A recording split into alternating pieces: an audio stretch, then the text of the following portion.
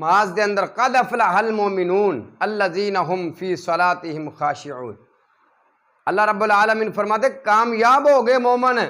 الذین هم فی صلاتہم خاشعون، جنہوں نے اپنے نمازاں دے اندر خشوع اور خضوع کیتا۔ ساڈے خشوع خضوع دا کی حال ہے؟ پچھلے دنوں چ مولانا صاحب بیان کر رہے سے نا، ایک انہوں نے کمال کر دیتی گل کی، وہ سکہ عالم دین نے، انہوں نے بڑی کمال دی گل کی۔ کہندے ایک بابا جی امام صاحب نماز پڑھان لگے نا، تو امام صاحب نے کیا اللہ اکبر، پیچھے سارے جماعت کھڑی ہو گئی، ایک بابا جی بھی پیچھے کھڑے سی۔ مولوی صاحب نے جو شروع کیتا نا الحمدللہ رب العالمین،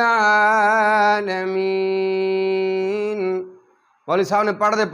جدو انہوں نے آکھا نا غیر المغضوب علیہم ولا الضالین، لوگاں آمین آکھیا تو جڑا بابا جی سی نا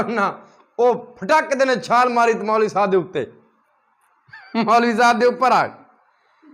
جو مولوی صاحب دے اوپر آئے نا اللہ اکبر،